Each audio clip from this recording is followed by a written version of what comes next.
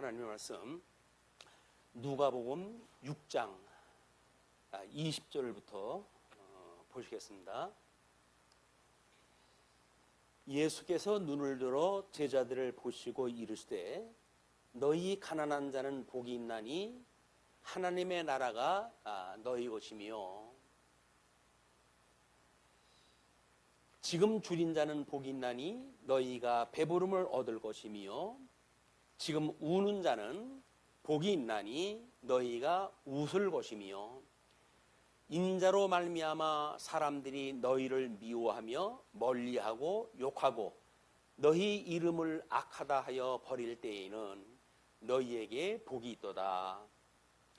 그날에 기뻐하고 뛰놀라 하늘에서 너희 상이 큼이라.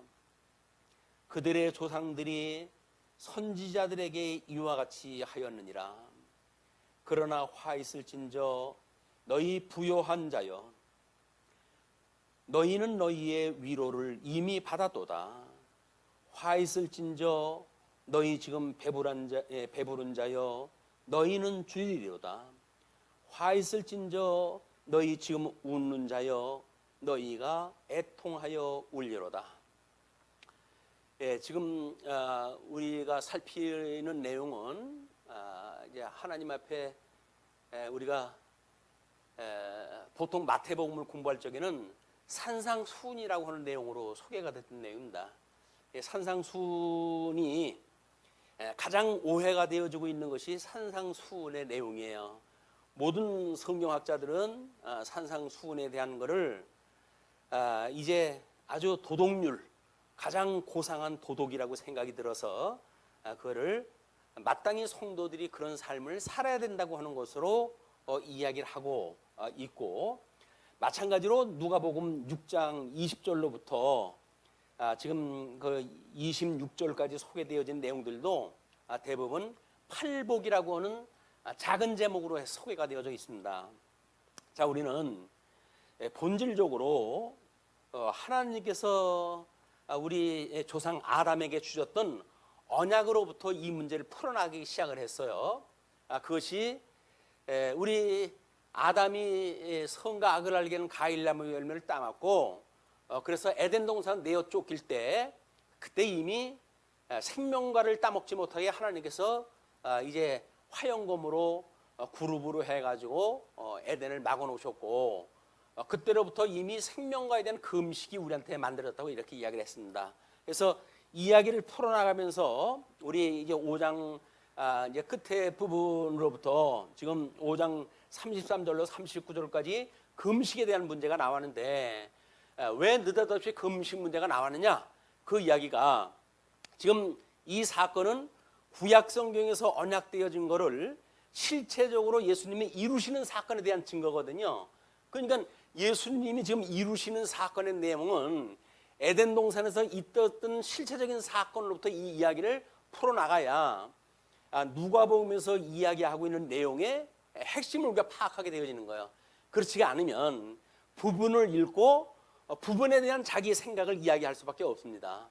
근데 성경은 우리 구약 성경으로부터 신약 성경에 이르기까지 통전적으로 우리 이해를 해야 되기 때문에 통전적으로 이해를 하지 않으면 부분 논리에 빠지게 되어지고 부분 논리에 빠지게 되면 상황적으로 우리가 해석을 할 수밖에 없어요. 그래가지고 뭐 현 상태에다 그걸 대입을 시켜가지고 이야기를 한다든가 아니면 인간의 삶의 윤리 문제에다 적용을 시킨다든가 이런 오류가 있는 겁니다. 우리가 구약 성경은 오실 메시아에 대한 예표로서의 모형과 그림자라고 이제 이야기를 했잖아요. 그러니까 우리는 실체적으로 오셨던 예수님은 구약 성경에서 어떻게 예표적으로 설명이 되어져 있는가 이걸 살펴보지 않으면 정말 구약 성경대로 오셨던 예수님을 우리가 만날 수가 없는 겁니다. 그 예수님을 우리가 이제 만난다라고 하는 그 이야기는 구약 성경에 언약되어진 대로 예수님이 성취되어지는 사건이 있었을 때 이분이야말로 참 메시아구나. 왜? 증언이 없는 것이 하나도 없으니까 다 구약의 언약대로 이루어졌던 증언이 있어지기 때문에 그렇습니다. 자, 그러면 지금 우리 이제 뭐 주보에도 성경적 십계명과 산상수훈을 크게 소개를 해드렸는데 팔복이라고 하는 사건은 하나님이 아담을 부르셔가지고 최초 창조를 다 하시고는 그 아담에게 복을 주셨어요. 그리고 생육하고 번성하라, 땅에 충만하라, 그리고 땅을 정복하라, 그리고 다스리라 라고 하는 것을 복과 나라라고 하는 양대 언약으로 우리가 설명이 됐어요. 그 이야기는 뭡니까? 이미 복은 아담이 하나님께 주신 거예요. 이 아담을 창조하고는 그 아담에게 주신 복이에요. 그 주신 복인데 아담이 에덴 동산에서 불순종함으로 해가지고 그걸 상실했다는 거 아닙니까? 복을 상실했다는 거예요. 근데 복을 상실했다는 이야기는 뭡니까? 저주 아래 살고 있었다는 이야기죠. 그러니까 구약성경의 그 율법을 그들에게 알려줬는데도 불구하고 그들은 그 율법을 지켜가지고 복을 회복하겠다고 생각을 하는데 우리 십계명의 서문에서 이야기하듯이 십계명을 준 거는 너희들이 십계명을 지켜가지고 착한 백성이 되거라 라고 한 것이 주는 것이 아니라 내가 열조에게 언약했던 그 언약을 이루시기 위해서 애굽에서 종노릇하던 너희들을 불러낸 여호와이다. 그걸 알게 하시기 위해서 십계명을 주셨다는 거거든요. 그러니까 우리가 10개의 조항을 공부하기보다는 10개의 조항을 주셨던 목적이 뭘까? 이유가 뭘까? 라고 하는 걸 근본으로부터 따져보기 시작을 하지 않으면 우리는 지키느냐 마느냐 라고 하는 어떤 그런 우리 행동의 기준을 둘 수밖에 없어요. 근데 성경은 지키는가 안 지키는가에 대한 문제가 아닙니다.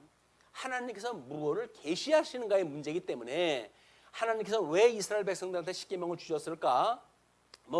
부분적으로 보게 되면 십계명은 율법의 대강령이라고 이야기를 했고 그 대강령이 위로는 하나님을 사랑하고 이웃을 내모같이 사랑하라고 하는 이야기였었으니까 그걸 가장 직접적으로 또는 아주 압축적으로 소개한 것이 십계명이에요. 우리 하나님의 율법의 대강령이다 이렇게 이야기를 하는데 위로는 하나님을 사랑하고 이웃을 내모같이 사랑하라. 그런데 에덴 동산에서 이 사람들이 타락함으로 해가지고 하나님과 원수 관계가 됐잖아요. 우리가 하나님을 동의해야 되는데 에덴 동산 내쫓겨가지고 저주 아래 있다가 보니까 하나님이 어떠한 분인지를 모르고 살아가게 되어진 거예요. 그걸 우리가 저주받은 세상이라고 이야기를 하는 겁니다. 복을 주시고 저주를 갖다 주시고 하니까는 복은 좋은 거 저주는 나쁜 거 이렇게 생각을 하는데 그 차원이 이상의 문제예요. 지금 우리가 하나님 앞에 우리 조상 아담이 인류의 조상 아담이 에덴 동산은 내쫓겼다라고 하는 그 사태가 이미 저주 아래 우리가 놓여져 있다는 거거든요. 그렇기 때문에 무슨 일을 갖다 해도 우리는 저주스러운 일밖에 할 수가 없는 인생들이에요. 그들을 구원하시는 것이 우리 예수님의 와서 구원을 하시는 일이기 때문에 예수님께서 하시는 말씀이 그 이야기예요. 내가 복 있는 자다 그 이야기거든요. 너희 첫째 아담은 복을 갖다 잃어버렸지 내가 그 복을 회복하러 왔던 복의 주인이야 안식의 주인이야 라고 하는 걸 이야기를 하셨으니까 여기서 지금 마태복음의 산상수훈이었던 또는 누가복음에서 지금 이렇게 6장에서 소개되어지는 팔복에 대한 문제는 예수님의 스스로 복이 있으신 분이라고 하는 것을 증거하는 내용이란 말이에요. 그런 맥락에서 우리는 예수님이 발견되어져야 우리들이 이루는 걸로 해가지고 하나님 앞에 구원받는 것이 아니라 예수 그리스도께서 이루시는 그 은혜로 말미암아 우리가 구원을 받는다고 하는 이 복음을 만나게 되어지는 거란 말이에요.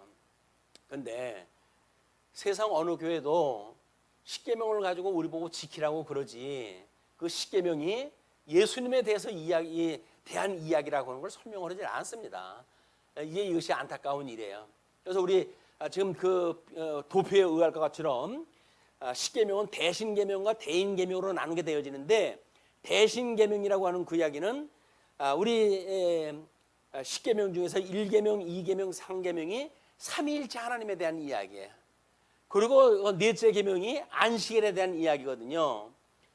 왜? 우리 하나님을 경외해야 될 사람들이 에덴 동산 내쫓겨가지고 하나님이 어떠하신지에 대한 걸 잘 잃어버리고 살아가게 되어져 있기 때문에 우리는 안식을 누리지 못하는 사람들이에요. 근데 예수님이 와가지고 이제 우리 지금 우리 그 대인 계명이라고 했던 그거를 주님께서 다 이루시는 거예요. 그러심으로 해가지고 우리로 하여금 하나님과 원수되어졌던 우리들에게 안식을 누릴 수 있는 심령의 평강을 주시는 예수님을 소개하는 것이 십계명이라고 하는 도표 안에 예수 그리스도 한 분이 소개되어진 거예요. 그게. 그래서 예수님을 만나야 복음을 만나고, 복음을 만나야 우리가 쉼을 얻게 되어지고 무거운 짐을 다 내려놓게 되어지는데, 십계명을 지킬 때마다 우리 보고 지키라고 이야기를 하니까 또 지켜야 된다고 생각이 드니까 우리들은 하나님 앞에 무엇인가 행위를 통해 가지고 충성한다고 하는 생각이 자꾸 드는 거예요.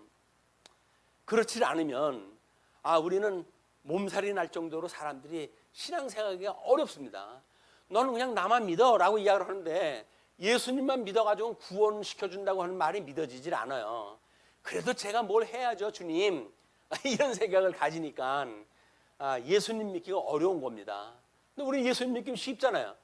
예수님이 우리 불렀고, 예수님이 우리들로 하여금 이렇게 하나님에게 주어졌던 모든 약속을 다 이루셨고, 그러므로 우리 예수님이 우리의 구속주가 되어졌고, 우리가 그 하나님을 아버지라고 부르며 산다고 하는 복음 안에 살고 있는데, 이렇게 쉬운 이야기를 성령 하나님께서 깨닫게 하시지 않으면 알아먹을 수가 없는 거예요. 그러니까 복음을 아는 사람들이 이 시대에 없어요. 그리고 예수 믿는다고 하는 사람들이 전부 뭐 8.15 광장에 시청 광장에 가가지고 대모였다 하고 하는 것이 뭡니까? 아니, 예수님이 하나님 나라 이루어 주신다고 그러는데 뭘 자기네들이 뭘 한다고 그 짓을 해요. 그리고 어떤 목사님은 자기가 선지자다 이렇게 이야기를 하는데, 이 시대에 선지자가 어디 있습니까? 선지자는 우리 신구약 성경이 완성됨으로 해가지고 특별한 은사로 주었던 모든 그걸 우리가 특별 직원이라고 이야기를 하는데 다 끝났어요. 사도들 다 끝난 거예요. 이제 우리는 지금 뭡니까? 성경을 보고 하나님의 그 약속대로 이루어가는 예수님을 우리가 깨달았기 때문에 이 시대에는 주님의 몸된 교회의 목사로, 교사로 세움을 받아가지고 성경을 가르치는 일을 하는 거예요, 우리가. 근데 성경 가르칠 생각은 안 하고 뭐 선동하고 이렇게 해가지고 잘난 척하는 것이 예수 믿는다고 생각을 하는데, 그렇게 하는 거 아닙니다. 그분이 근본주의자예요, 근본주의자. 근데 그분의 롤 모델이 누굽니까? 자유주의 신학자를 롤 모델로 삼아놓고 있어요. 신학과 모든 행위가 뒤죽박죽 엉망진창이 되어진 거예요. 그렇게 혼돈한 가운데 예수님을 어떻게 바로 믿을 수가 있습니까? 그러니까 이렇게 교회가 세상 사람들의 손가락질을 당하고 있는 거예요. 이런 걸 우리가 부끄러운 줄 알아야 되는데, 나도 갔어야 되는데 내가 못 갔어. 그래가지고 나는 게을러가지고 거기도 못 갔다고 하는 걸 가지고 또 가슴 엎으시는 분들이 있어요. 하나님의 나라는 하나님께서 이루어 가시는 일이지 우리가 해가는 일이 아닙니다. 그렇기 때문에 예수님께서 복 있는 자라고 하는 사실을 통해 가지고 이렇게 이야기를 하는 거예요. 지금 예수님께서 눈을 들어가지고 제자들을 보시고, 제자들은 12명을 앞에 세웠다고 그랬어요. 그 12명의 제자는 누구라고 그랬어요? 구약 성경에 야곱의 아들 이스라엘이라고 하는 12지파가 되어져서 이스라엘 백성들 약속했던 가나안 땅에 들어가게 되면 그들이 12지파를 이루고 하나님 나라를 이룰 백성들을 이야기한다고 그랬잖아요. 그러면 12지파라고 하는 그 이야기는 결국 뭐예요? 언약 백성이고 언약 자손이고, 언약 자손이라고 하는 걸 우리는 어떻게 이해를 하고 있죠? 예수님이 언약 자손이란 말이에요. 구약 성경이 언약되어졌던 그 자손은, 그래서 1000만이나 되는 그런 그 유대인들을 이야기할 때, 언약 자손을 이야기할 때 단수를 쓴다는 이야기는 뭐예요? 무슨 얘기예요? 예수님을 가르치는 일이기 때문에 단수를 쓰는 겁니다. 언약 자손, 뭐 수많은 사람들이 있죠. 그건 예수님 한 분이에요. 그 예수님 한 분을 지금 예표적으로 역사적으로 보여주는 사건이기 때문에 우리는 이스라엘 백성들의 그렇게 생육하고 번성하는 모든 내용들을 보고, 예수님이야말로 바로 언약 백성들을 이렇게 창대케 해가시고 하나님의 나라를 이루어 가시는 분이로구나, 이걸 깨달아야 복음을 깨닫는 일인데, 교회에서 그걸 안 가르쳐 주니까 그냥 뭐 우리가 뭘 해야 된다고 생각이 드는 거예요. 그러나 그 20절에 이야기하는 것처럼 그 제자들을 보시고 이르시되, 너희는 가난한 자는 복이 있나니 하나님의 나라가 너희 것이며 이렇게 이야기를 해요. 그 얘기는 결국 뭐예요? 이 사람들은 예수님을 믿지 못하게 됐을 때, 예수님 안에 들어왔을 때 가난한 자로 여겨지는 사람들이에요. 왜? 예수님만이 지금 가난한 자로 이 땅에 오셨거든요. 머리 둘 곳이 없는 분이라고 이야기를 했잖아요. 예수님은. 그만큼 예수님은 가난한 모습으로 이 땅에 오셨어요.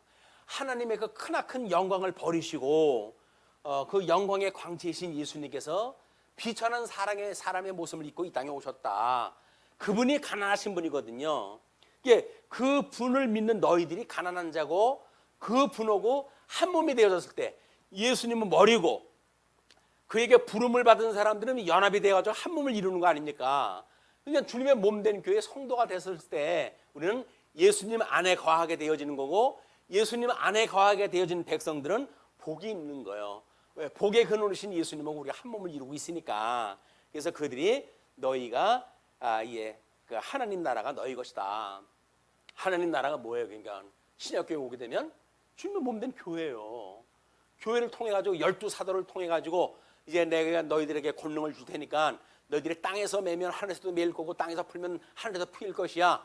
그냥 만국을 다니면서 제자를 삼고 세례를 주고 너희 제자들을 삼아라. 예수는 그 약속한 대로 해가지고 그리고 사도행전에 가니까 이제 성령이 임하시게 되면 너희가 권능을 얻고 예루살렘과 온 유대와 사마리아와 땅까지 이르러 너희들이 증인이 될 것이야. 약속된 대로 지금 복음의 증거가 되어지고 그러므로 해가지고 지금 이 땅끝까지 이르러가고 복음이 증거되는 역사가 우리들이 확인되어진 역사 아닙니까? 우리 하나님께서 예수님께서 부활 승천하시기 전에 약속했던 세 가지 약속, 그 약속이 지금 이루어지고 있고 그 이루어진 걸 우리가 확인하고 있는 사람들이란 말이에요. 그런 사람들이 지금 서신서를 우리가 공부를 했고 어떻게 이루어졌는지를 다시 거슬러 가지고 복음서를 이야기를 하고 있으니까 예수님이 지금 무엇인가를 언약하고 계시는가, 그 언약의 내용으로 이해를 갖다 해야 되는 거예요. 물론 지금 이야기하고 있는 이 복 있는 자에 대한 모든 내용들은 구약 성경에 언약되어진 것을 지금 이루신 사건입니다. 그러나 이루신 사건으로 끝나면 안 돼요. 이거는 새 언약이 돼가지고 새 언약을 그대로 이제 성취를 갖다 신약 성경 우리 서신서에서 그들을 다 이루실 거거든요. 왜? 당신의 몸된 교회니까. 그걸 통해서 이루시는 걸 우리가 그래서 예수님을 그리스도로 믿으며 살아갈 수 있도록 섭리했다 하고 계시다. 그런 그 이야기입니다. 그러니까 가난한 자는 복이 있다고 하는 그 이야기는 우리가 이렇게 대신 계명의 입장에서 보게 되면 우리 자손 언약에 대한 것이 뭐라 그랬어요? 생육하고 번성하라고 하는 문제 아니에요? 그 이야기는 너희들이 살인하지 마라, 간음하지 마라. 왜? 살인하고 간음하게 되면 생육 번성할 수가 없잖아요. 그러니까 사회적인 언약에 대한 것이 바로 이 가난한 자들이란 말이야. 가난한 자들.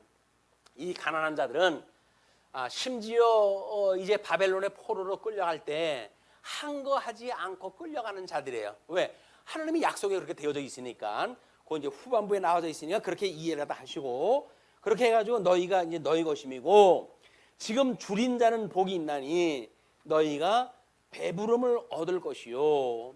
지금 우는 자는 복이 있나니 너희가 웃을 것입니다. 그럼 여기서 배가 고프다고 이 배부름에 대한 그 이야기는 뭐예요? 이게 경제적인 문제, 경제적인 문제. 그럼 경제적인 문제라고 한다면 10계명으로 이야기를 하면은 8계명, 9계명, 10계명이 뭐예요? 탐하지 말라는 거예요. 이웃을 탐하지 마라. 이거 경제 영역에 대한 계명이거든요. 그러니까 너희들 땅을 정복하고 땅을 다스리라라고 했던 그 약속은 요거를 이야기하는 경제적인 영역을 이야기를 하는 거예요. 그리고 지금 우는 자, 그 우는 자는 어떤 걸 의미할까요? 나라를 잃고 지금 바벨론의 포로로 끌려가고 있는 백성들 아닙니까? 그들이 우리 금식 문제도 그렇게 이야기를 한다고 그러지 않았어요? 이스라엘 백성들이 금식 절기를 지키는 것이 언제라고 그랬어요? 주로 많이 지키는 것이 바벨론의 포로로 끌려갈 때, 주권을 상실할 때, 또는 성전이 무너졌을 때, 그리고 포로로 끌려갈 때 이 날짜를 다 기억을 하면서 금식을 한다고 그러지 않았어요? 그러니까 금식한다는 이야기는 예수 그리스도의 죽으심에 대한 예표이기 때문에 여기서 우는 자에게 복이 있다는 그 이야기는 바로 나라를 잃고 유리방황하는 자들에 대한 이야기란 말이에요, 이게. 그냥 이거를 그냥 문자적으로만 이해하게 되면 설명이 그냥 뭐 웃는 자 이런 인간적인 입장에서만 설명이 돼요. 근데 구약성경에서는 이걸 뭐라고 설명을 했습니까? 역사를 통해서 설명이 되어졌잖아요. 그럼 우리가 이거를 역사적으로 이해를 갖다 해야, 역사적으로 이해를 해야 이거는 주님에 대한 이야기로구나, 언약 자손에 대한 이야기로구나. 바벨론의 포로로부터 끌려갔을 때 우리가 그 복을 상실했기 때문에 하나님 나라를 누리고 살지 못하고 끝내 하나님께서 약속하셨던 그 나라를 상실하고 바벨론의 포로로 끌려가고 있는 신세가 되어졌구나. 이걸 깨닫게 주신 섭리가 다 하신 거 아닙니까? 그러니까 우리가 타락되어졌다는 이야기는, 저주 아래 있다는 이야기는 뭐예요? 바로 하나님이 주셨던 복을 누리지 못하고 살고 있었구나. 그런데 우리 예수님이 와가지고, 이 복이 있으신 예수님이 와가지고 우리를 우는 자를 갖다 울게 하시고 배고픈 자를 배부르게 하시고 이 역사를 하시겠다는 거예요, 예수님이. 그 예수님을 지금 우리가 확인하다 하고 있는 겁니다. 그렇기 때문에 22절에서 이야기하는 것처럼 인자로 말미암아 사람들이 너희를 미워하며 멀리하며 욕하고 너희 이름을 악하다 하여 버릴 때에는 너희에게 복이 있나니. 유대인들이 포로로 끌려갔을 때 그 다윗 자손이라고 하는, 아브라함의 자손이라고 하는 어떤 특별한 자기네들의 그런 그 민족적 자긍심을 가지고 있는 사람들 아닙니까? 그래서 심지어 이제 하나님께서는 약속하시기를 너희들은 바벨론의 포로로 끌려가야 돼. 그리고 70년 만에 바사라고 하는 제국에 내가 고레스라고 하는 임금을 세워가지고 너희들 돌아오게 할 거야 라고 하는 것까지 다 언약을 하셨어요. 그 이야기는 뭐예요? 바벨론의 포로로 끌려가는 것뿐만 아니라 돌아올 것까지 다 약속이 되어져 있는데 그 복음을 깨닫지 못하게 되면 바벨론의 포로로 끌려갈 때 민족적인 그런 뭐 의분을 가지고 뭐라고 그래요? 그 사람들이 애굽으로 내려가자라고 해가지고 거짓 선지자들 일어나가지고 전부 애굽으로 가자는 거 아닙니까? 왜? 나라를 우리가 상실하고 살 수가 없다. 이 애굽하고 우리가 손을 잡고 우리를 공격하고 있는 북방의 이 바벨론 우리가 물리치자, 이렇게 생각을 했던 것이 그때 민족주의자들의 생각이에요. 성경은 어떤 특정한 민족주의를 이야기하는 게 아닙니다. 그 성경이 그렇게 안 하는데 현금 와가지고는 그거를 그대로 문자적으로 해석을 해가지고 뭐 선지자 연호하고 뭐 순교를 이야기를 하는데 순교를 대놓고 그렇게 광고하고 순교하는 거 아니에요. 그냥 끌려가가지고 죽으면 쥐도 새도 모르게 그냥 죽는 거지. 뭐 이름을 내놓고 무슨 뭐 자기 영광 구할 일이 있습니까? 그렇게 해가지고 무슨 그게 순교입니까? 순교가. 그러니까 이게 교회를 갖다가 무너뜨리는 일이란 말이에요. 그런 그 일들이. 목사는 성경을 가르쳐야 되는데 성경은 가르치지 않고 사람들에게 그런 선동이나 일삼고 이렇게 되어지니까 교계가 사람들한테 손가락질 당하고 있는 거예요. 전부 성경으로 돌아가야 됩니다. 종교 개혁자들이 이제 말씀으로 돌아가야 되고 성경의 권위를 인정해야 된다. 그 뭐 일부 권위 있는 사람들 아니, 교황의 권위, 이걸 가지고 중세의 모든 그 서구 교회가 이제 굴복당하고 거기에 이끌림을 당하고 갔었는데 종교 개혁자들이 아니라는 거예요. 어떤 개인한테 권위를 주면 안 된다는 거예요. 정아무개 목사한테 권위를 주면 안 돼요. 그 사람은 그냥 일개 목사예요. 그 목사면 목사 일을 갖다 해야지. 마치 뭐 자기가 선지자라는 둥 이렇게 해가지고 혀놓고 그 이야기는 하나님의 이름을 망령되게 여기는 겁니다. 우리가 제대로 성경을 알아야 돼요. 성경을 알고 그래서 성경대로 하지 않으면 너는 거짓이야, 거짓 선지자야 라고 우리가 할 수가 있어야 되는데 그 이야기를 못하는 거야. 뭐 말 같지 않은 소리 또 한데도 그냥 아멘 아멘 하고 우리 따라가는 일은 한국 교회의 성도들의 비참한 상태입니다. 그게 그 사람들이, 세상 사람들이 웃잖아요. 그냥 별명이 뭐 빤스 목사래나 뭐 그런 걸 대가지고 그런 이야기를 어떻게 합니까? 자기 성도를 가지고 천하보다도 귀한 성도를 뭐 자기 마음대로 주물럭거릴 수 있는 그런 것처럼 그렇게 하는 건 목사가 아니에요. 목사는 섬기는 자가 목사지 위에서 왕으로 사는 게 목사입니까? 뭐 제가 열낼 일은 아닙니다만 이 성경을 보면 성경 보는 데마다 이게 아닌 거예요. 그렇게 하는 사람들이. 그렇게 너희들이 고난받았을 때 너희에 복이 있으니까 그날에 기뻐하고 뛰놀라. 하늘에서 너희 상이 큽니다. 하늘에서는 크대, 우리한테 고난받는 사람들한테. 그래서 그들의 조상들이 선지자들에게 이와 같이 하였느니라. 이게 우리 정 목사님이 인용을 했던 그 이야기예요. 모든 선지자들이 이렇게 해를 받다가 고난을 당했다는 이야기거든요. 자기도 고난을 받아가지고 순교하겠다는 이야기거든요. 성경을, 똑같은 성경을 보는데도 불구하고 어떻게 이렇게 성경을 180도 다르게 해석할 수가 있을까? 이게 하나님의 능력입니다. 망할 자와 흥할 자, 구원받을 자와 저주받을 자, 하나님이 다 정해놨기 때문에 하나님 말씀대로 이해하지 않으면 그건 믿지 않는 거예요. 성경에 계시되어진 하나님의 영광을 깨닫지 못하고 그냥 인간들의 말에 우리가 딸려가지고 갈 수밖에 없는 것이 종교행위입니다. 종교행위. 이렇게 조상들이 선지자들에게 이같이 했다. 그건 예수님이 지금 이제 돌아가신다는 이야기예요. 구약성경의 선지자들이 그렇게 순교를 갖다 했던 것처럼 나도 이제 순교를 당하는 거야. 그냥 내 안에서 너희들이 고난을 당한다고 한다면 너희들 나하고 같은 열매를 맺고 있는 거니까 너희들이 복이 있는지를 알아라, 그 이야기거든요. 예, 그러나 화 있을진저, 이제 화에 대한 이야기가 나와요. 복과 화를. 화 있을진저 너희 부요한 자여, 너희는 너희의 위로를 이미 받았도다. 이 시대에 목사로 자처해가지고 대접받고 산다고 한다면 이미 그 영광으로 다 끝난 거예요. 하늘나라 가가지고 다시 복받을 생각 할 필요가 없어요. 이 땅에서 그만큼 누리고 사는데 그거보다 천국이 얼마나 더 좋은지 모르겠지만, 언감생심 여기서도 그렇게 누리고 살고 천국도 누리고 살고 아니에요. 그렇게 될 수가 없습니다. 이 땅에서는 여기서 우리들이 고난을 받는 자, 이런 자들이 하나님 나라에서 우리가 복을 받고 살 수가 있기 때문에 화 있을진저 너희 지금 배부른 자여 너희는 주리로다. 하나님의 말씀이 없으니까 지금 주지고 사는 거예요. 하나님이 말씀이 없어서 복음을 누리지 못하는 거예요. 화 있을진저 너희 지금 웃는 자여 너희가 애통하며 울리로다. 뭐 자기 마음대로 뭐가 일이 되어지니까 얼마나 신나겠어요. 그냥 얼굴에 그냥 뭐 웃음이 떠나질 않잖아요. 이 사람들이 다 내 말을 지지해 주는 사람들이야. 얼마나 신나겠습니까? 그러나 예수님은 너희들이 울 것이다, 애통하며 울 것이다, 이렇게 이야기를 합니다. 모든 사람이 너희를 칭찬하면 화가 있도다. 그들의 조상들이 거짓 선지자들에게 이와 같이 하였느니라. 거짓 선지자들이라는 것이 이제 바벨론이 이 포로로 끌려가야 되는데, 바벨론 포로가 아니라 우리 나라의 그런 우리가 어떤 나라인데 바벨론에 우리가 주권을 상실하고 끌려갈 수가 있겠느냐. 그래서 애굽을 지지하는 애굽파의 그런 사람들처럼 이제 망령된 일들을 하는 거지요. 자, 그러면서 이제 27절을 보시게 되면 27절로 36절 사랑에 대한 교훈이 나옵니다.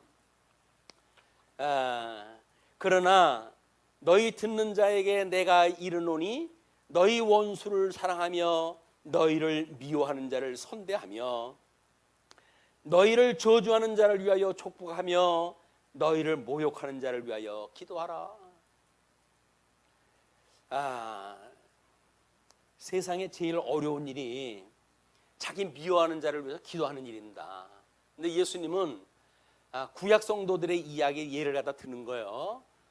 그때 그 구약 성경을 제대로 이해했던 사람들, 예수님이 그 본을 보여줬고, 스데반 집사 같은 경우 돌로 맞아 죽으면서 뭐라고 기도합니까? 하나님, 저들을 용서해 주세요. 저들이 몰라서 그렇습니다. 그냥 몰라서 그런다. 하나님이 어떤 분인지 모르니까 세상 논리를 따라가지고 그럴 수밖에 없는 거 아니에요. 그냥 불쌍히 여기는 마음, 이것이 예수의 마음을 우리가 닮아가는 일입니다. 긍휼한 마음을 닮아가는 일들. 그렇기 때문에 원수를 사랑하고 너를 미워하는 자를 선대하래요. 미워하는 자를 우리가 좋게 대접을 하라는 거예요. 왜냐하면 너희를 저주하는 자를 위하여 축복하고 너희를 모욕하는 자를 위하여 기도하라. 이것이 예수님을 바로 믿는 신앙생활이에요. 우리가 요한계시록 공부하면서 뭐라 그랬어요? 그 짐승 권세와 음료 권세, 그것이 이제 우리를 핍박하는 그 일곱 교회, 그때 당시에 일곱 교회를 핍박하고 있었던 대적의 무리들인데, 주님께서 그들한테 내가 너희들 다 원수 갚을 거야. 그냥 너희들은 그냥 그들을 위해서 기도해, 축복해. 그러면 내가 그들 머리에 숯불을 피울 거야. 그러니까 우리 보고 손에 피 묻히지 말라는 거예요. 왜? 내가 내 원수니까 내가 다 갚을 테게. 너희들은 그냥 좋게, 좋은 생활, 사랑하면서만 살아가. 너무 이것이 귀한 이야기 아닙니까? 그냥 좋은 생각 가지고 살라는 거예요, 우리 보고. 우리를 미워하는 사람도 사랑하면서 살라는 거예요.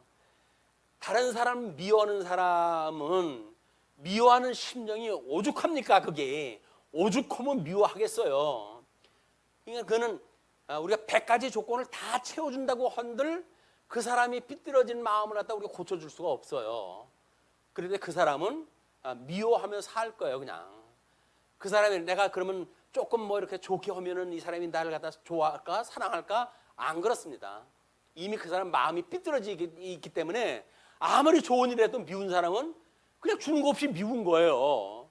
이유가 어딨어요? 미운데 이유가 어딨어요? 애들도 요즘 그러잖아요. 너는 왜 그렇게 좋아하니? 그렇게 물어보면 뭐라 그래요? 좋아하는데 이유가 어딨어? 그렇게 이야기하잖아요. 좋아하는데 이유가 어딨어요? 근데 사람들이 이유를 찾으려고 그래요. 거기서 내가 너한테 잘해줘서 그런가? 이런 착각을 하는데 그렇지는 않습니다. 그냥 좋아하는 건 좋아하는 거예요. 근데 미워할 때는 이유가 있을까요? 없을까요? 없어요. 주는 거 없이 그냥 꼴보기 싫은 거예요. 그냥 거기서 이제 그게 내 어떤 주관적인 판단이니까 이유를 우리가 붙이죠. 이래서 싫고 저래서 싫고. 그래서 그 이유가 많은 거예요. 싫은 사람이 이야기할 적에는 이유가 많이 붙을 수밖에 없어요. 그러나 한마디로 이야기는 뭡니까? 그냥 주는 거 없이 미운 거예요. 그 사람이 미워요. 하는 꼴이 미운 거예요. 그냥 잘난 척하는 꼴이 미운 거예요. 뭐 잘난 게 지 혼자 잘났나? 잘난 척하니까 미운 거예요. 우리 그리스도의 사랑을 따라 가지고 우리 해하는 자한테도 우리가 정말 겸손한 마음으로 사랑하며 살아간다고 한다면 우리 미워할 이유가 뭐가 있어요? 그런데도 나쁜 사람들은 그게 또 싫은 거예요. 꼴보기 싫은 거야. 저 잘난 척한다고. 내가 미워하게 되면 반응이 있어야 되는데 오히려 그를 위하여 기도하고 아유 형제요, 형제님, 내가 당신을 위해서 기도합니다. 이렇게 이야기를 하게 되면 저걸 어떻게 해야 내가 듣기 싫은 얘기를 또 안 들을까? 해가지고 애매한 누명을 씌워가지고 매장을 시키고 음모를 갖다 꾸미고 하는 일들이 만들어지는 겁니다. 그런데 예수님이 하나님의 아들인데도 불구하고 그렇게 돌아가시잖아요. 어쩔 수 없어요. 이건 죽어야 되는 거예요. 그럼 우리는 그런 문제를 당했을 때 어떻게 해야 될까요? 우리가 예수님 안에서 죽었다고 신앙 고백하는 그 일대에 나는 예수님 안에서 죽은 사람 아니에요. 아니 죽은 사람이 무슨 날 갖다 구박한다고 해가지고 그게 성질이 나요. 성질이 살아있으니까 성질이 나는 거지. 예수님 믿으면 사실은 성질이 안 나야 돼요. 왜? 나는 죽어서 그걸 몰라요. 근데 아직 살아있어가지고 우리 그 육체의 소욕과 뭐 이런 그 이생의 자랑과 안목의 정욕과 육신의 정욕이 끊임없이 우리 남은 인생을 끌어가지고 시험에 들게 만들거든요. 이것이 주님께서 시험에 들게 하지 마시고 우리를 악에서 구해달라고 기도하거라. 주님께서 우리한테 당부를 갖다 한 겁니다. 우리는 육신을 가지고 있는 이상 해결할 방법이 없어요. 다만 성령의 충만함을 입어가지고 나는 예수님 안에 죽어서 없어라고는 자기 부정이 만들어지지 않은 한 우리는 평강을 누릴 수가 없어요. 내 욕심이 작동을 하는데 어떻게 평강을 누립니까? 내 욕심대로 세상이 안 돌아가는데 어떻게 심령의 평강을 누리겠어요? 내 욕심대로 돌아가지 않는다 할지라도 하나님의 뜻대로 돌아간다고 생각이 드니까 우리는 하나님의 뜻으로 받아들여가지고 우리는 심령의 평강을 누리는 거거든요. 그것이 예수님께 주시는 안식의 문제입니다. 그래서 그렇게 모욕하는 자를 위해서 기도해라. 심지어 너의 입뺨을 치는 자에게 젖뺨도 돌려대며 내 겉옷을 빼앗는 자에게 속옷도 거절하지 말라. 사실 이스라엘 백성들을 바벨론에 끌어갈 때 뭐 왕의 눈을 뽑아가지고 포로로 끌어가지를 않나. 줄줄이 굴비 엮듯이 엮어가지고 끌고 가지 않았습니까? 그런데도 불구하고 그들을 위해 가지고 기도하는 그렇게 하다 다니엘 같은 사람은 픽업이 돼가지고 중요한 그 요직을 맡잖아요. 그뿐만이 아닙니다. 우리 돌아올 때 이제 보게 되면 우리의 그 뭐 느헤미야, 에스더, 이제 에스라 같은 선지자들도 얼마나 그 존경을 받으면서 그 지도자 역할을 하는지 몰라요. 그럼 지도자 역할을 하는데 그 사람들이 그 나라가 잘 되기 위해서 하나님 앞에 기도했겠지. 우리나라 망하게 했으니까 이 나라 망하게 해주시라고 기도를 갖다 했겠어요? 그러지 않은 거예요. 그냥 심지어 포로로 끌려갔을 때 그때 당시에 이 바벨론 제국 아래 있었던 선지자들도 그 나라를 위해서 기도를 갖다 했다. 그걸 안 했던 대표적인 그 선지자가 누구예요? 요나지. 에? 그 니느웨 성에다가 가가지고 복음 증거라고 그러니까 다시스로 내빼잖아요. 하나님의 말씀이 오고 필요 없다고 내빼잖아요. 하나님의 뜻이 이게 받아들이게 되어지게 되면 우리는 적국에 가서 적군을 위해서도 기도하는 거다. 그들을 위해서. 그렇게 되면 그 사람들한테 우리가 좋은 일을 하는데 왜 예수 믿는데 박해를 하겠습니까? 그렇게 안 해요.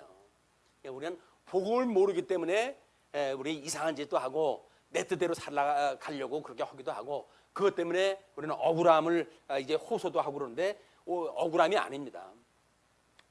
자, 그러면서 그 30절이에요.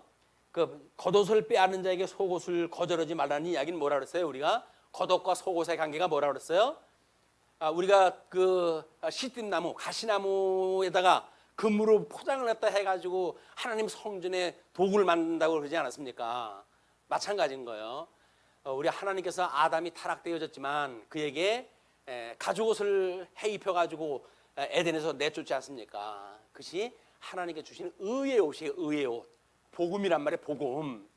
그러니까 지금 겉옷을 빼앗는 건 뭐예요? 그들의 모든 나라를 다 지금 착취하는 거 아닙니까? 주권을 착취하는 거 아닙니까? 그걸 뺏어가는 것도 부족한데 그들에게 복음을 증거하는 거예요. 복음을. 이 속의 안옷은 복음을 이야기를 하는 거니까 겉옷을 빼앗는 자들에게 속옷도 주라. 그 이야기는 뭐예요? 그러니까 너의 겉에 보이는 모든 것들을 착취하는 그들을 위해 가지고 그들에게 복음의 진수도 전해줘라. 그런 그 이야기예요. 이게 결국은 미워하는 자를 갖다 사랑하는, 원수를 사랑하는 이야기고 미워하는 자를 선대하는 이야기다. 그리고 내게 구하는 자에게 주며 내게 구하는 자에게 주며 구하게 되면 뭐 없어가지고 못 줄 것이 있겠습니까? 많은 사람들은 없어서 못 준다고 이야기를 하죠. 그러나 구하는 자에게 주며 내 것을 가져가는 자에게 다시 달라 하지 말라. 이 자기 옷을 가져가는 사람이 누구예요? 흰셈 사람이 뺏어갈 수가 있죠. 그러면 이스라엘 백성들이 보게 되면 바벨론 세력들이 전부 뭐 보하고 뭐고 다 가져갔잖아요. 달라고 그러지 말라는 거예요. 왜? 하나님과 때가 돼가지고 다 잘 보관하고 있는 거니까 성전을 지을 때가 되면 다 그 왕들 마음을 감동을 시키셔가지고 야 여기 있었던 성전 재물 다 가져가서 성전 회복해 이렇게 시키실 거거든요. 그걸 만약에 그 나라를 잃은 백성들한테 나눠주게 되면 어떻게 돼요? 다 뺏기고 다 써버리고 말겠죠. 그러나 하나님께서 적군 보화장초에다가 보화 그 창고에다가 잘 보관을 갖다 하게 하시는 거예요. 거기에 보관을 하고 있는 거예요. 그러니까 다시 달라고 하지 마라. 남에게 대접을 받고자 하는 대로 너희도 남을 대접하라. 이웃을 사랑하는 그 대강령을 소개할 때 뭐라 그러죠? 위로는 하나님을 사랑하고 그다음에 내 이웃을 내 몸같이 사랑하래. 내 몸같이. 내 몸같이 사랑하라는 이야기는 뭐예요? 대접을 받고자 하는 대로 너희도 남을 대접하는 것. 그것이 내 몸같이 사랑하는 거예요. 내가 나를 사랑하지 않는데 어떻게 다른 사람을 사랑할 수가 있겠어요? 나를 사랑한다고 했을 때 비로소 우리는 내가 원하는 게 뭔지를 알고 이렇게 하는 게 사랑이로구나 라고 하는 자기 위로가 가능했을 때 다른 사람도 위로가 가능한 거니까. 자, 그런 뒤에 30 이제 그 2절 너희가 만일 너희를 사랑하는 자만을 사랑하면 칭찬받을 일이 무엇이냐? 죄인들도 사랑하는 자는 사랑하느니라. 이게 이제 우리 타락되어져 있는 인간들, 이제 겉옷만 입고 사는 사람들, 이런 사람들은 자기를 좋아하면 자기도 좋아할 수가 있죠. 자기를 미워하면 미워하게 되어지는 거예요. 세상 사람들은 다 그런데 너희들은 그러지 말라는 거예요. 왜? 너희가 만일 선대하는 자만을 선대하게 되면, 그지? 칭찬받을 것이 무엇이냐? 죄인들도 이렇게 한다. 예수님 믿지 않는 사람은 다 그러고 산다는 거예요. 그러니까 너희가 받기를 바라고 사람들에게 구워주면 칭찬받을 것이 무엇이냐? 요거로 대표적으로 나타나는 현상이 뭐예요? 우리가 내가 어떻게 했는데, 우리는 뭐 가끔가다 이제 교회에 뭐 좀 이렇게 봉사하는 사람들이 시험을 들을 때 하는 평가하는 이야기들이에요. 내가 어떻게 했는데 나를 무시해? 사람이 자기가 아유 그 복음으로 해가지고 뭐 이렇게 친절할 적에 잘 대해줬는데 어느 날 그 사람이 자기한테 삐졌어요. 라고 했을 때 보통 나타나는 반응이 뭐예요? 내가 어떻게 했는데 지가 그럴 수가 있어. 이렇게 이야기를 하거든요. 근데 너희가 받기를 바라고 사람들에게 구워주면 칭찬받을 것이 무엇이냐 그 이야기예요. 이건 상식적인 이야기예요. 그냥 죄인들도 그만큼 받고자 하여서 죄인에게 구워주느니라. 그러니까 우리가 뭐 교회 생활을 한다면서 선행을 갖다 한다고 해가지고 뭐 밥을 퍼주고 없는 사람들을 위해서 뭐 차를 해 날르고 이것이 선행이 아닌 거예요. 선행이라고 하는 그 이야기는 예수님을 전하는 것만큼, 이 생명 되시는 복음을 전하는 것만큼 선한 일이 어디 있습니까? 무엇이 하나님의 일입니까? 라고 물어보잖아요. 그렇게 했을 때 주님께서 뭐라 그럽니까? 내가 보낸 자 예수를 믿는 것이 하나님의 일을 하는 거야.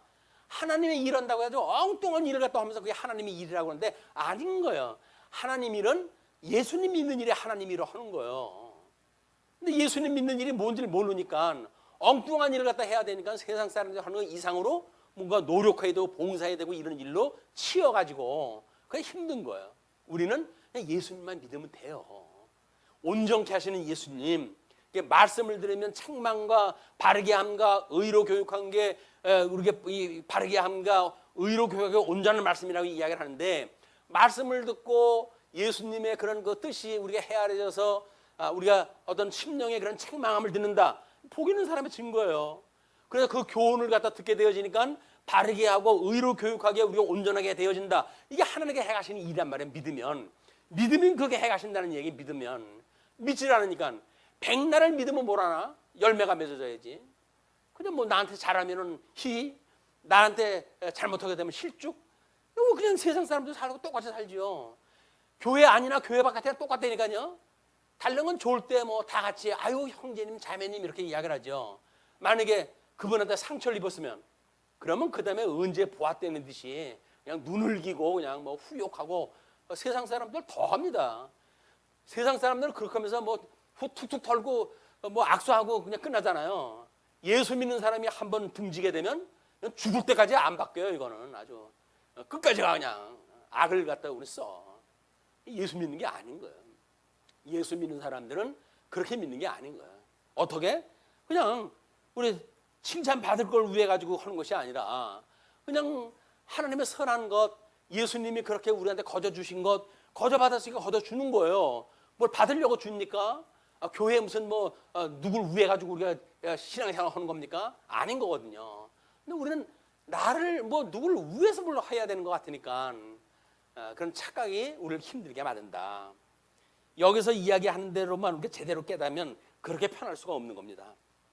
자, 그러면서 이제 35절, 오직 너희는 원수를 사랑하고 선대하며 아무것도 바라지 말고 구워주라. 예, 바라지 말고 구워주래요. 뭐 구워줄 때 그 이야기는 우리가 돈을 빌릴 때 가끔 가다 그랬잖아요. 다른 사람 돈을 빌려줄 적에는 준다고 생각하고 빌려줘야지. 그걸 받을 거 생각하고 빌려주다 보면 시험 든다.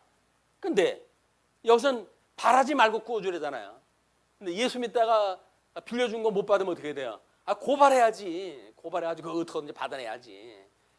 예수님 믿는 게 아니에요. 예수 믿는 사람들이 돈 몇 푼 꿔줘가지고 그거 안 갚는다고 해가지고 그냥 뭐 고발을 갖다 하고 뭐 이렇게까지 가자고 그러면 막 가자는 거지요. 우리가 예수님 믿는다는 거 아닙니다. 예수님 믿는다는 이야기는 그냥 주는 거예요. 세상에 하나님께서 거저 주시지 않은 게 어딨어요. 내 생명까지 주님께서 주신 건데 뭘 돈을 받고 무슨 대가를 바라고 줍니까? 그냥 있으면 주는 거예요. 나한테 주어진 모든 것들이 주님께서 거저 주신 거예요. 뭐 어떤 사람은 그러죠. 내가 얼마나 애써가지고 그랬는데 애써가지고 다 얻을 수 있으면 세상에 가난하게 살 사람이 누가 있습니까? 애를 써도 안 되는 거예요, 그게. 근데 그런 여건을 주시니까 그것이 딱하니 시간을 맞춰가지고 조건을 맞춰 일이 되어진 거지. 세상에 제일 많이 노력하는 사람이 누굽니까? 새벽부터 통근버스 타가지고 출첵하는 사람이 누굽니까? 다 험한 일 하는 사람들이에요. 청소하고 힘든 일 하는 사람들이에요. 어떻게 더 이상 애를 씁니까? 돈 100만 원 그저 받으려고 해야죠. 얼마나 애를 씁니까? 근데 그 사람들은 왜 그렇게 못 살까요? 재주가 없어가지고, 그다음에 능력이 없어가지고, 우리가 오해라는 거예요. 나를 과대 포장을 하고, 그렇게 해가지고, 이 사람들이 게을르니까 그렇지. 그렇게 어떻게 더 부지런해요? 제일 새벽에 제일 먼저 일어나는 사람들인데. 부지런한 게 조건이 없으니까. 그 다음에 뭐라 그래야 돼요? 머리를 써야지, 머리를. 머리가 나쁘니까 그렇지. 한번 하나님께서 우리한테 머리를 갖다 한번 톡 치면 어떻게 될까요? 바로 치매예요. 무슨 머리예요, 머리가. 그러니까 우리가 분수를 모르는 거야. 우리 이 하나님께서 주시는 한량없는 은사, 모든 게 은혜로 받은 건데 그걸 우리가 모르고 사니까 불만도 많고 불평도 하고 이러면 살아가는 겁니다. 오늘 이번 이 말씀을 갖다 깨달으면서 복음을 깨닫게 되어져서 정말 만사에 우리가 심령의 평화를 누리고 사는 이런 예수를 믿는 사람들이 됐으면 좋겠어요. 자, 그리고 오직 너희는 원수를 사랑하고 선대하며 아무것도 바라지 말고 끄어주라. 그리하면 너희 상이 클 것이고 또 지극히 높으신 이의 아들이 되리니 그는 은혜를 모르는 자와 악한 자에게도 인자하시니라. 하나님께서는 악한 자라고 하는 이야기는 우리가 두 가지로 볼 수가 있죠. 하나는 뭐예요? 아주 불택자로서 영원히 악한 자일 수가 있어요. 그러나 현재까지 믿지 않음으로 해가지고 악한 자도 있을 수 있는 거 아니겠어요? 그냥 우리는 누가 믿고 누가 믿지 않을지 모르니까 이건 언제까지 세상 구원의 역사가 지속될 때까지는 하나님께서 오래 참으심으로 해서 구원을 다 한다라고 믿어지게 되면 현재 믿지 않는다 할지라도 우리는 믿음의 사람이라고 생각이 들어서 우리는 그들의 선대를 하는 거예요. 선대를. 그러니까 주님께서 너희들이 우리 조상들이 그게 선대를 갖다 하다가 천사를 만나가지고 하나님의 은혜를 받지 않았더냐라고 이야기하는 게 뭡니까? 그냥 조건 가지고 저 사람은 뭐 좀 이렇게 우리가 선대하면 우리 교회 뭐 좀 봉사할 것 같은데 라고 해가지고 이렇게 전도하고 그러는 거 안 돼요. 그런 사람 와가지고 이 교회 부흥되어지는 꼴을 못 봅니다. 언젠가는 망그러뜨릴 일을 하지 그렇게 안 되는 거예요. 그냥 순전하게 그 사람의 영혼을 보고 그리고 이 복음을 증거하고 그런 분들로 우리가 교회가 채워져야 그 복음으로 해가지고 우리가 충만한 교회가 되어지는 거지 어떤 조건, 외모 이런 거 가지고 보는 게 아니다. 이 야고보서가 제일 지적하는 그거예요. 비단 옷 입고 뭐 귀한 옷 입고 나오는 사람한테는 아이고 여기 앉으십시오라고 해서 좋은 자리 안내를 갖다 하고 조금 누추한 옷 입고 나오면 당연히 저쪽에 가서 앉으시오 해가지고 문간에다 앉히고 라고 하는 일이야말로 편향되어진 생각들이다. 성경이 똑같아요. 마태복음도 마찬가지고 누가복음도 마찬가지고 요한서도 마찬가지고 또 이 야고보에서 이야기했던 그 원리도 마찬가지고 성경이 모순이 된다고 한다면 잘못 해석된 거예요. 원리가 전부 통하는 거기 때문에 그렇습니다. 그렇기 때문에 너희 아버지의 자비로우심과 같이 너희도 자비로운 자가 되라. 자비로운 자. 그냥 자비로운 자가 되면 되는 거야. 하나님 앞에. 이걸 우리 기도 거죠. 끊임없이 이걸 우리가 기도를 갖다 해야 돼요. 자, 그렇다고 한다면 37절부터 45절에 행실을 통한 신앙 고백에 대한 교훈을 갖다 이야기를 하거든요.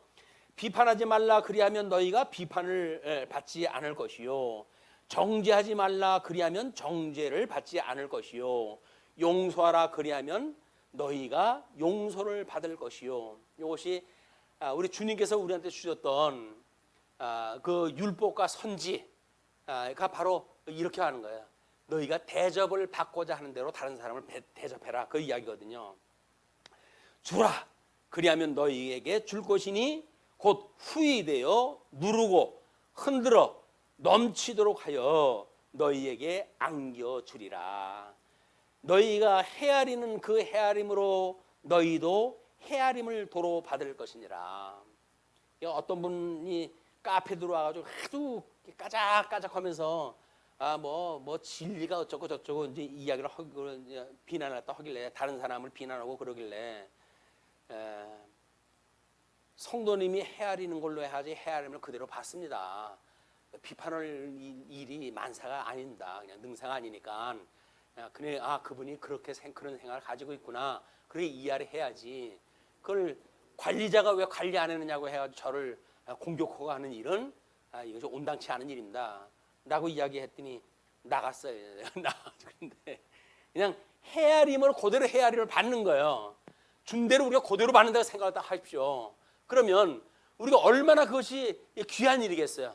거저 주는 걸로 해서 거저 받을 수 있는 그 은혜가 우리한테 주어진다고 한다면, 그 뭐 있는 거 가지고 재석이 때문에 선별적으로 해가지고 내가 예쁜 사람 이 사람은 줘야지, 저 사람 미워서 안 줄 거야 라고 이야기를 하게 되면 죽어도 망하는 거예요. 죽어도 망하는 거야. 여기서는 헤아림으로 그대로 헤아림을 받는다. 우리가 좀 예수님의 심정이 되어져서 이렇게 용서를 받고 용서를 할 수 있는 자비로운 심령이 되어지는 것, 이것이 중요한 일이다. 그것이 예수님을 믿는다는 증거예요. 그러니까 주기도에서 주님께서 뭐라고 그래요?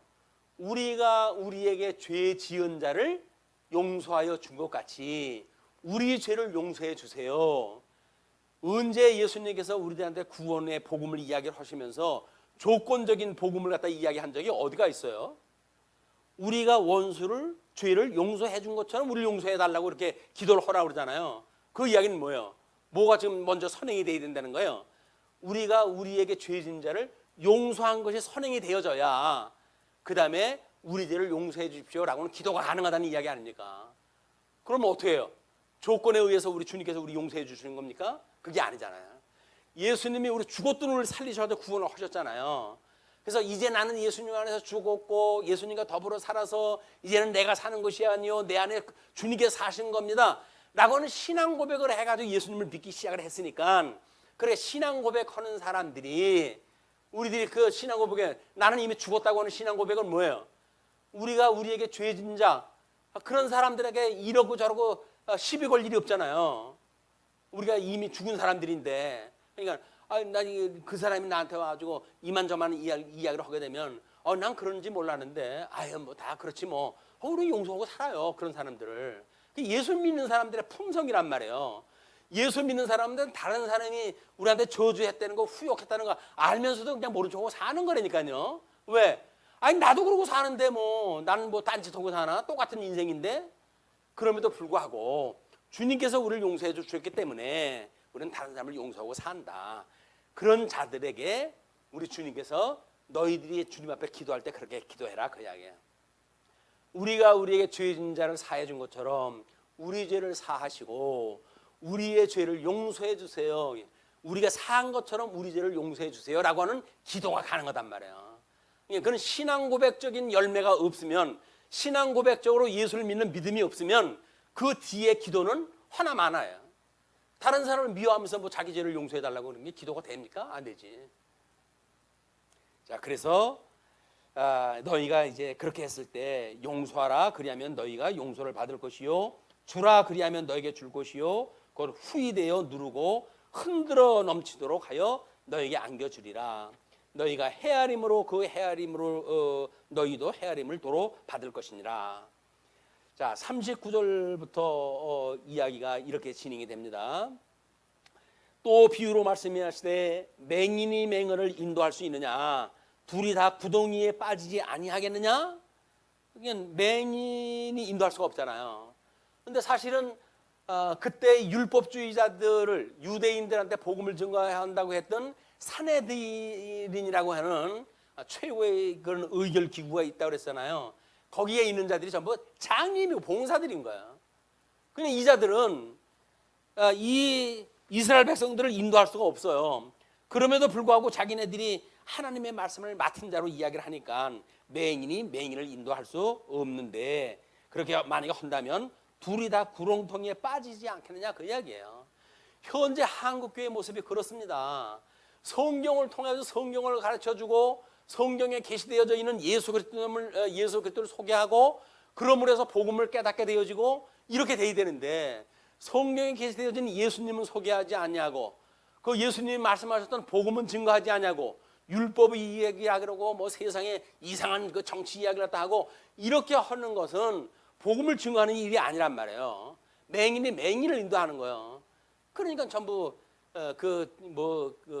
코로나 그 오염이 돼가지고 난리가 나고 그러는 거 아닙니까?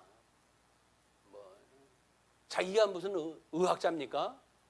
근데 이 바깥에서는 회집을 했다 해도 거기에 걸린 사례가 없다는 거예요. 알량한 데이터를 가지고 전문가들의 데이터를 다 우습게 여기는 일은 다른 사람을 욕보이는 일입니다. 평생을 그 전문 분야에서 연구한 사람들인데 그 사람들도 예수님을 믿든 믿지 않든 그렇다고 한다면 그들의 고유한 은사를 우리가 인정을 해야죠. 질본부에서 이야기하는 전문가들이 이야기하는 것 우리가 귀담아 들어야 돼요. 하나님께서 왜 그들을 세웠을까요? 믿는 사람들 평안한 가운데 인도하시기 위해서 우리한테 세운 자들인데 그들을 위해서 기도해야지 말 안 듣고 하는 것이 잘난 것처럼 이야기하고 마치 무슨 교회를 핍박한다고 하는 그런 피해자 코스프레를 갖다 하는 이야기는 복음을 모르기 때문에 하는 일이다. 복음을 진짜 깨달은다고 한다면 그 사람들을 위해서 축복을 갖다 해야 돼요. 우리를 위해서 이러는 사람들인데 우리는 그들을 위해서 축복하고 기도해야 된다. 제자가 그 선생보다 높지 못하나 무릇 온전하게 된 자는 그 선생과 같으리라. 왜? 우리 그 머리가 되신 예수님이 그의 주님의 몸 된 교회를 어떻게 하시니까? 온전케 하시니까 말씀으로 온전케 하실 거예요. 그래서 머리와 그 몸이 일체가 되어지듯이 우리가 온전하게 되어지니까 선생과 같이 되어진다는 거예요. 지금은 아직 안 되지만 성령이 오셔가지고 우리들의 이런 완성이 되어질 때 마지막 심판 때까지가 가게 되면 이것이 이제 완성이 되어지는 상태입니다. 어찌하여 형제의 눈 속에 있는 티는 보고 내 눈 속에 있는 들보는 깨닫지 못하느냐. 티라는 건 뭘까요? 그냥 뭐 이렇게 윤리적인 흠결일 거예요. 그런 걸 보면서 본질적인 걸 보는 사람들이 있단 말이에요. 그 뭐 교회에서 툭 하면은 뭐 윤리 문제 가지고 재판을 걸겠다고 하는 사람들이 있어요. 그런데 교회에서 제일 큰 죄가 뭡니까? 교회 허무는 일이에요. 교회 허무는 일. 그런 일에 대해서는 양심의 가책도 안 느껴. 상대방이 뭐 돈 빌려 먹고 안 준다. 그거는 정죄를 갖다 해가지고 어떻게든지 우리가 그 재판을 갖다 건대는 등 이렇게 이야기를 하는데 그거는 본질을 모르기 때문에 그러는 거예요. 본질을 모르기 때문에. 너는 내 눈 속에 있는 들보는 보지 못하면서 어찌하여 형제에게 말하기를 형제여 나로 내 눈 속에 있는 티를 빼게 하라 할 수 있느냐. 외식하는 자여 먼저 내 눈 속에서 들보를 빼라. 그 후에야 내가 밝히 보고 형제의 눈 속에 있는 티를 빼리라. 우리는 이렇게 복음으로 가르친다는 이야기는 성경을 가르치는 일이고 우리가 어떤 행동을 한다는 이야기는 몸소 우리가 신앙생활을 배우고 깨달은 대로 살아가는 거예요. 나 닮아라 나 닮아라 하는 게 아니에요. 나 닮아라 하니까 네가 뭔데 널 닮으라 그래 라고 이야기해가지고 아니 꼽다 어쩌다 해가지고 시비가 걸리게 되고 이 모든 질서가 깨지는 겁니다. 그래서 우리는 어떤 그냥 말씀을 깨닫고 그냥 사는 거예요. 사는 것. 복음을 모르는 공자도 수신제가에 뭐 치고 평천하라고 그러지 않았어요. 자기 자신을 못 다스리면서 무슨 가정의 주인이 되고 가정을 제대로 다스리지 못하는 사람이 무슨 나라 정치를 갖다 합니까? 나라 정치를 대대로 못하는 사람이 뭐 천하를 평화를 갖다 이야기를 하고 그래요. 그냥 자기 몸 하나 잘 다스리는 거예요. 그러니까 주님께서 그러잖아요. 고린도서에서 너희들이 지어져가는 성전인 줄 모르느냐. 오늘 지어져가는 성전인 걸 깨닫고 우리가 이 몸을 갖다가 끊임없이 하나님 앞에 거룩한 삶을 살아가는 일이지 딴짓하는 게 아니다. 못된 열매 맺는 좋은 나무가 없고 또 좋은 열매를 맺는 못된 나무도 없느니 이것이 포도나무와 지금 이제 이 무화과를 예를 들어 설명을 해요. 왜? 이스라엘 백성들한테 좋은 나무를 소개할 때 설명했던 두 나무기 때문에 그렇습니다. 그래서 못된 나무가 없느니라. 나무는 각각 그 열매로 하나니 가시나무에서 무화과를 또는 찔레에서 포도를 따지 못하느니라. 선한 사람은 마음에 쌓은 선에서 선을 내고 악한 자는 그 쌓은 악에서 악을 내나니 이는 마음에 가득한 것을 입으로 말함이라. 입에서 나오는 게 더러운 거지. 예수님 그러잖아요. 손 씻지 않고 먹었다고 해가지고 정죄하는 자들한테, 야, 입에서 나오는 것이 네 몸에서 나오는 게 더러운 거지 들어가는 게 더러운 게 아니야. 이렇게 이야기를 하잖아요. 우리가 이런 마음에 쌓은 선에서 선을 낸다고 하는 주님의 약속의 말씀이 믿어져서 그냥 다른 사람 외모 보고 이러저러 하지 말고 그냥 나는 예수 믿으니까 그냥 좋은 면만 보면 돼요. 좋은 면만. 그리고 할 수 있으면 그를 위해서 기도하고 그리고 칭찬하고 이런 그 일들이 성도들이 선을 쌓는 일이다. 자, 끝으로 우리 46절부터 49절입니다. 반석의 지은 자 집에 대한 교훈인데, 너희는 나를 불러 주여 주여 하면서도 어찌하여 내게 말하는 것을 행하지 아니하느냐. 내게 나와 내 말을 듣고 행하는 자마다 누구와 같은 것을 너희에게 보이리라. 집을 짓되 깊이 파고 주추를 반석 위에 놓은 사람과 같으니 큰 물이 나서 탕류가 그 집에 부딪히되 잘 지었기 때문에 능히 요동하지 못하게 되었거니와, 듣고 행하지 아니하는 자는 주추 없이 흙 위에 집 지은 사람과 같으니 탕류가 부딪힘에 집이 곧 무너져 파괴됨이 심하니라 하시니라. 자, 집 짓는 얘기 나왔죠. 자, 이것이 조금 확장을 하면 뭐예요? 바벨론에서 포로로 끌려갔을 때 이스라엘 나라를 온전히 세우시는 그 역사의 이야기란 말이에요. 이건 개인적으로 해가지고 지어져가는 성전에 대한 이야기고, 조금 더 바깥으로 가면 우리가 섬기는 주님의 우리 가정에 대한 이야기고, 좀 더 확장을 하면 주님의 몸된 교회의 이야기고, 이것이 하나의 원리로 잘 작정이 되어지는 거다. 그러니까 우리가 수신을 갖다 해가는 일이 얼마나 중요한지, 정결한 몸을 꾸려가는 일, 주님이 거룩하라고 하셨으니까 거룩하게 되어지는 것이 우리 본질인지를 알고 끊임없이 그쪽 방향을 보고 주님 앞에 기도하고 살아가는 일이 마땅히 우리들이 할 일이다. 이런 그 은혜가 이 방송을 들으시는 모든 성도님들한테 하나님의 한없는 은혜가 충만하기를 빕니다. 그리고 또 다음 우리 다시 만날 때까지 심령의 평강을 누리고 행복한 그런 신앙생활 우리 계속하시길 빌면서 말씀 줄이겠습니다. 기도하시죠. 지금도 살아계셔서 만사와 만물을 주관하시는 하나님 아버지시여, 하나님의 능력과 신성을 찬양하고 경배하나이다. 오늘도 빛 가운데로 인도하사 말씀을 붙들고 예배게 하시오니 감사합니다. 보수주의자임을 자처하면서도 자유주의자를 롤모델로 삼는 교계 지도자들로 인해 주님의 몸된 교회가 심한 수치를 당하고 있나이다. 더 이상 교회는 말씀을 따르기보다는 세상을 향해 선지자로 자처하는 몰상식의 지도자를 불쌍히 여겨 주옵소서. 이미 믿음의 세계를 주께서 허락하사 우리의 짐을 벗게 해 주셨는데도 교회 지도자들은 자신의 성도를 대신하여 순교하겠다고 합니다. 예수님의 칭호는 다만 경배의 칭호이기를 포기하고 사람들에게 주목받도록 하는 구화가 되었나이다. 이스라엘을 위해 7,000명의 종을 남겨두셨듯이 지금도 그러하시기를 믿고 기도하나이다. 복음의 중심지인 대한민국을 은혜로 붙드사 코로나19 사태 대책에 대한 우수한 나라로 삼아주심을 감사하나이다. 말씀의 중심에 둔 강남노예와 말씀운동 서원교회로 선한 일꾼 삼으셨으니 감당할 수 있는 권능을 주옵소서. 진리인식의 주관자이신 성령 하나님의 충만함을 허락하여 주옵소서. 하나님의 은혜로 성경을 바로 알게 하옵소서. 선물로 성경대로 믿는 믿음을 주사 감당하게 하옵소서. 주로 말미암는 열매를 맺게 하사 성경대로 살 수 있게 하여 주옵소서. 이 시대를 위해 말씀운동 서원교를 쓰시기 위해 그동안 훈련을 받게 하시고 진리로 인도해 주신 여호와 하나님이시여, 부족하기만 한 종들을 더욱 어둠 가운데서 깨어있게 하옵소서. 말씀을 중심으로 역사를 섭리하시는 하나님께서 생명의 말씀을 붙들고 있는 종들을 긍휼히 여겨 주옵소서. 열악한 환경 가운데서도 오직 말씀만을 붙들고 살아가게 하옵소서. 어려운 난국임에도 불구하고 이런 태업을 감행한 무리들을 붙드사 그들로 인해 더욱 짐을 지고 있는 동역자를 볼 수 있게 하옵소서. 이기주의적인 생각을 내려놓게 하옵소서. 속히 치료제와 백신을 개발하게 하여 하나님의 진노로부터 풀어주옵소서.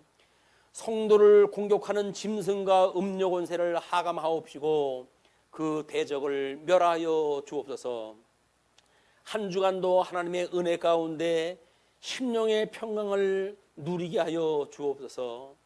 우리 구주 예수 그리스도의 이름으로 기도하옵나이다. 아멘. 교회협회 강고가 주일 예배 영상 예배로 지금 대체하고 있고요. 이후 주일 예배에 대해서는 아마 밴드를 통해 가지고 사역자 회의에서 논의가 될 거라고 생각이 듭니다.